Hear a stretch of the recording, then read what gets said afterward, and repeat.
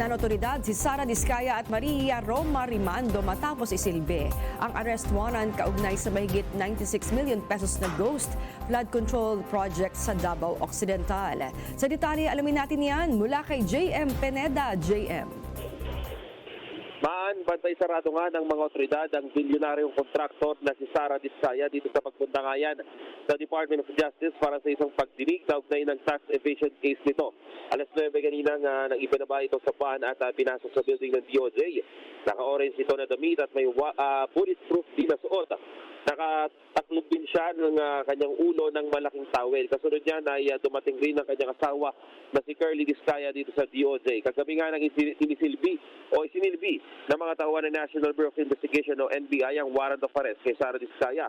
Patungkol naman yan sa custom graft at malversation of public funds kaugnay sa proyekto kontra baha sa May Jose Abad Santos sa Davao Occidental.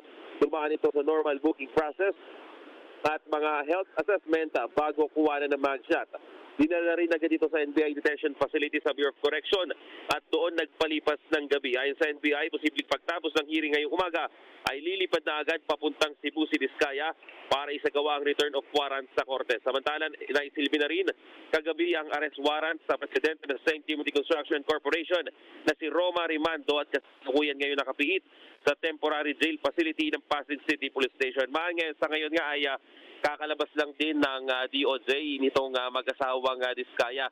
Si Sara Diskaya, nakuha natin informasyon sa NBI na posibleng dali na siya sa NAIA at possible nga mamayang hapon ay ilipad na siya papuntang Cebu. Si Curly Diskaya naman ay wala pa tayong informasyon kung saan siya didiretso, kung babalik pa siya sa Senado. Yan muna latest dito sa DOJ. Yan muna ako si JM Pineda ng PRTV News, nagsaserbisyo para sa Pilipino.